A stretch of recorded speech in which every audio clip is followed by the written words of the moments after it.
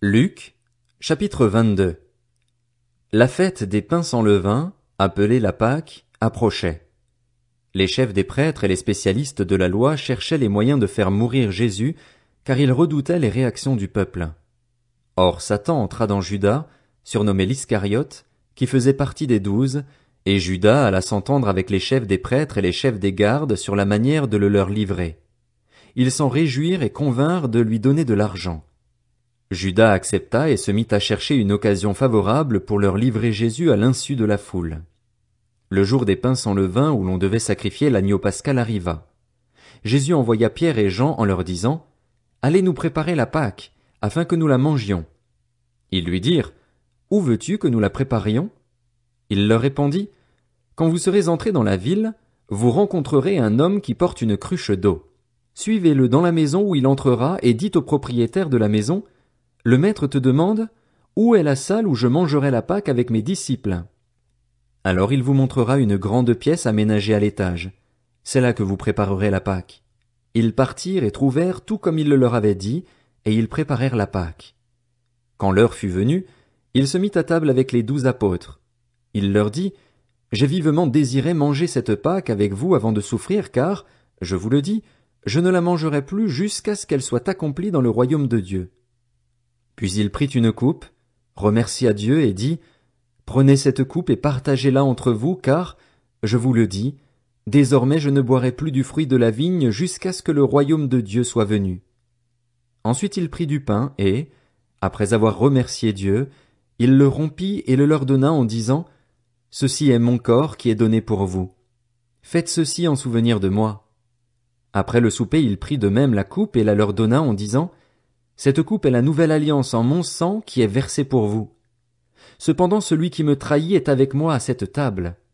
Le Fils de l'homme s'en va conformément à ce qui a été fixé, mais malheur à l'homme par qui il les trahit. » Ils commencèrent à se demander les uns aux autres lequel d'entre eux ferait cela. Il y eut aussi une rivalité entre les disciples pour déterminer qui devait être considéré comme le plus grand parmi eux. Jésus leur dit « Les rois des nations dominent sur leur peuple et ceux qui exercent le pouvoir se font appeler bienfaiteurs. Que cela ne soit pas votre cas, mais que le plus grand parmi vous soit comme le plus jeune, et celui qui commande comme celui qui sert. En effet, qui est le plus grand? Celui qui est à table ou celui qui sert? N'est-ce pas celui qui est à table? Et moi, cependant, je suis au milieu de vous comme celui qui sert. Vous êtes ceux qui avez persévéré avec moi dans mes épreuves.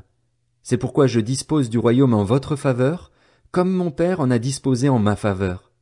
Ainsi, vous mangerez et boirez à ma table dans mon royaume et vous serez assis sur des trônes pour juger les 12 tribus d'Israël. » Le Seigneur dit, « Simon, Simon, Satan vous a réclamé pour vous passer au crible comme le blé. Mais moi, j'ai prié pour toi, afin que ta foi ne disparaisse pas. Et toi, quand tu seras revenu à moi, affermis tes frères. » Seigneur, lui dit Pierre, je suis prêt à aller en prison avec toi, et même jusqu'à la mort. Jésus dit, Pierre, je te le dis, le coq ne chantera pas aujourd'hui avant que tu n'aies 3 fois nié me connaître. Il leur dit encore, quand je vous ai envoyé sans bourse, ni sac, ni sandales, avez-vous manqué de quelque chose? Ils répondirent, de rien.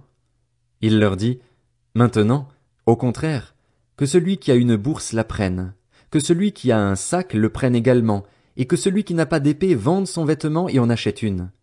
En effet, je vous le dis, il faut que s'accomplisse encore dans ma personne ce texte de l'Écriture, il a été compté parmi les criminels. Et ce qui me concerne est sur le point de se réaliser. Ils dirent, Seigneur, voici 2 épées. Il leur dit, cela suffit. Il sortit et se rendit comme d'habitude au mont des Oliviers. Ses disciples le suivirent. Lorsqu'il fut arrivé à cet endroit, il leur dit, priez pour ne pas céder à la tentation. Puis il s'éloigna d'eux à la distance d'environ un jet de pierre, se mit à genoux et pria en disant, Père, si tu voulais éloigner de moi cette coupe. Toutefois, que ce ne soit pas ma volonté qui se fasse, mais la tienne. Alors un ange lui apparut du ciel pour le fortifier. Saisi d'angoisse, Jésus priait avec plus d'insistance, et sa sueur devint comme des caillots de sang qui tombaient par terre.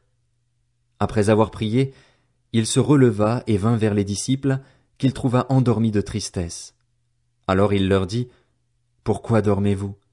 Levez-vous et priez pour ne pas céder à la tentation. » Il parlait encore quand une foule arriva. Celui qui s'appelait Judas, l'un des 12, marchait devant elle. Il s'approcha de Jésus pour l'embrasser. Jésus lui dit, « Judas, c'est par un baiser que tu trahis le Fils de l'homme. » Voyant ce qui allait arriver, ceux qui étaient avec Jésus dirent, « Seigneur, devons-nous frapper avec l'épée? » Et l'un d'eux frappa le serviteur du grand prêtre et lui emporta l'oreille droite. Mais Jésus prit la parole et dit, « Laissez faire, arrêtez. » Puis il toucha l'oreille de cet homme et le guérit. Jésus dit ensuite aux chefs des prêtres, aux chefs des gardes du temple et aux anciens qui étaient venus pour l'arrêter, « Vous êtes venus comme pour un brigand, avec des épées et des bâtons. J'étais tous les jours avec vous dans le temple et vous n'avez pas mis la main sur moi. Mais c'est maintenant votre heure et celle du pouvoir des ténèbres. » Après avoir arrêté Jésus, ils l'emmenèrent et le conduisirent dans la maison du grand prêtre. Pierre suivait de loin. Ils allumèrent un feu au milieu de la cour et s'assirent ensemble. Pierre s'assit au milieu d'eux.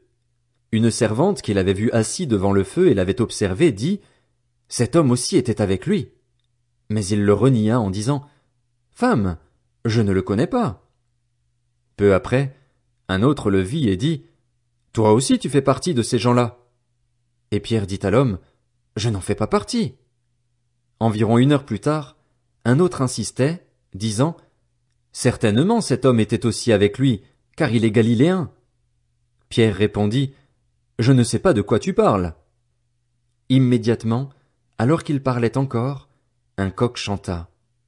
Le Seigneur se retourna et regarda Pierre. Pierre se souvint alors de ce que le Seigneur lui avait dit, « Avant que le coq chante aujourd'hui, tu me renieras 3 fois. » Il sortit et pleura amèrement. Les hommes qui gardaient Jésus se moquaient de lui et le frappaient. Ils lui mirent un voile sur le visage et ils l'interrogeaient en disant, « Devine qui t'a frappé !» Et ils proféraient contre lui beaucoup d'autres insultes. Au lever du jour, le collège des anciens du peuple, les chefs des prêtres et les spécialistes de la loi se rassemblèrent et firent amener Jésus devant leur Sanhédrin. Ils dirent, « Si tu es le Messie, dis-le nous. » Jésus leur répondit, « Si je vous le dis, vous ne le croirez pas, et si je vous interroge, vous ne me répondrez pas et vous ne me relâcherez pas non plus.